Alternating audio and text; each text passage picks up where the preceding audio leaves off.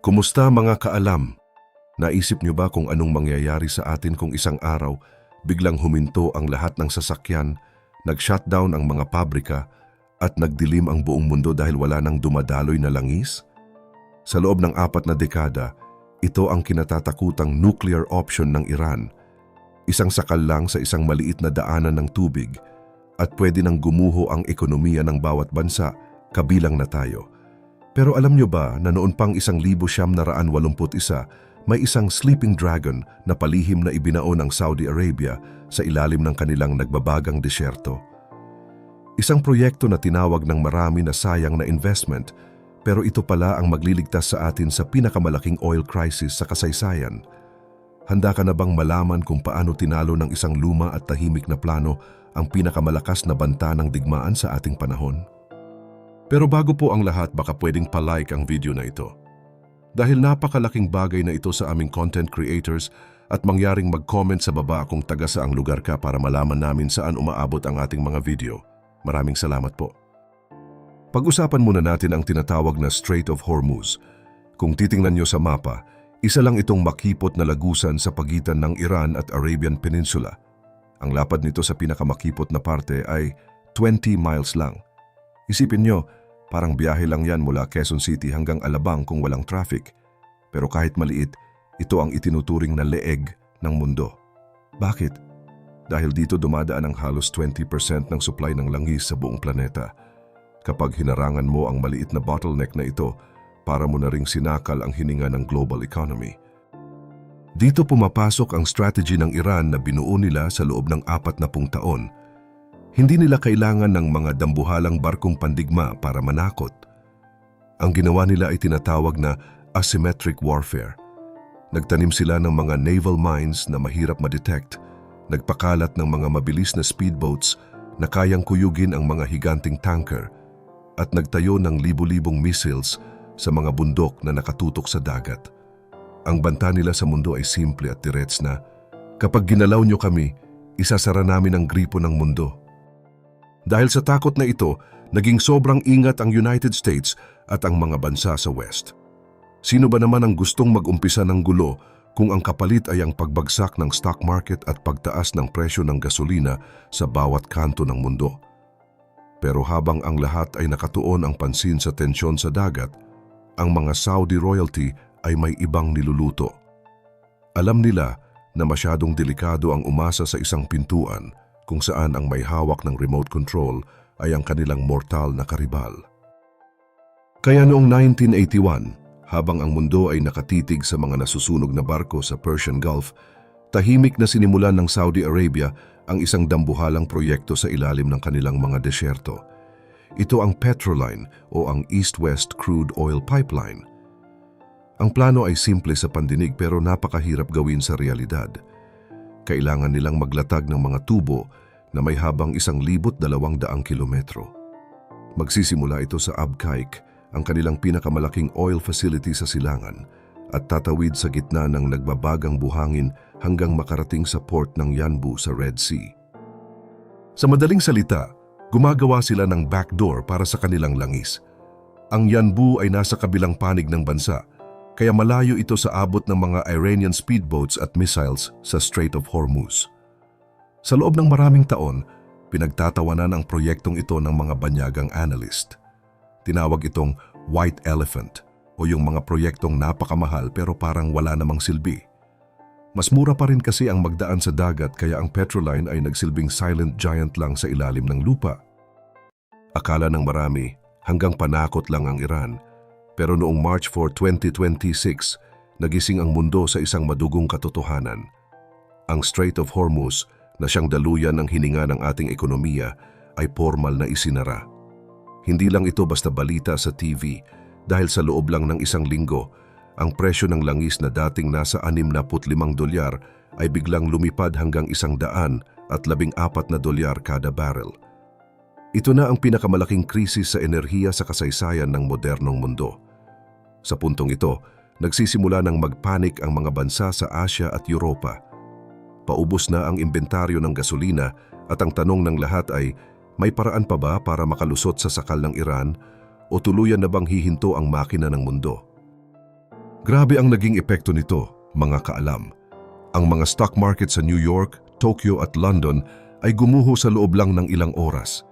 Pero ang pinakatinamaan? Ang China. Halos kalahati ng supply nila ng langis ay dumadaan sa baradong daanan na iyon. Dahil dito, nagsimula ng magrasyon ng kuryente sa kanilang malalaking factory hubs.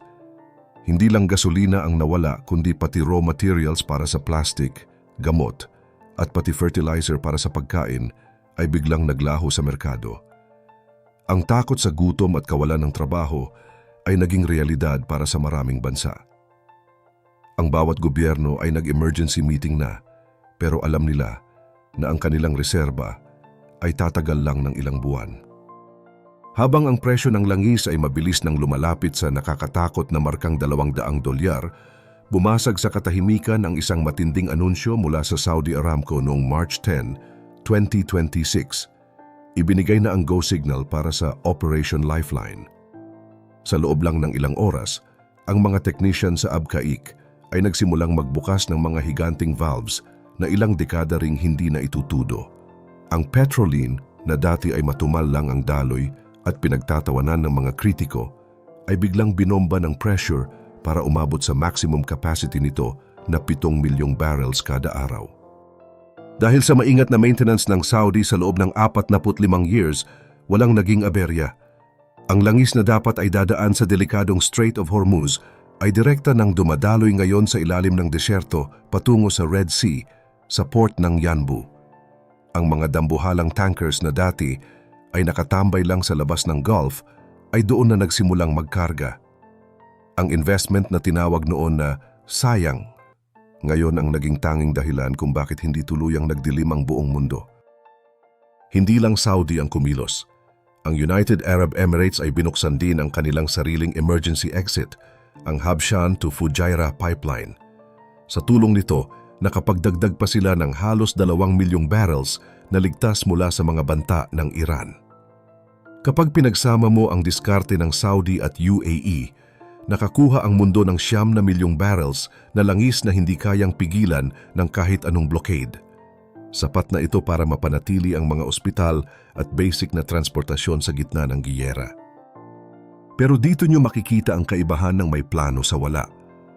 Habang kampanteng nagpapadala ng langis ang Saudi at UAE, ang mga kapitbahay nilang gaya ng Iraq, Kuwait at Qatar ay biglang naging bilanggo sa loob ng Persian Gulf. Naniwala sila sa maling akala na hinding-hindi talaga magsasara ang Hormuz. Ngayon, binabayaran nila ang kakulangan ng long-term thinking sa pinakamahal na paraan. Lalo na ang Iraq, na sa ngayon ay siya talagang pinakakawawa sa sitwasyong ito. Pero alam nyo ba ang mas matinding plot twist? Ang akala ng Iran na masterstroke nila ay naging isang double-edged sword. Sa pag-lockdown nila sa Strait of Hormuz, hindi lang ang mga kaaway nila ang natrap.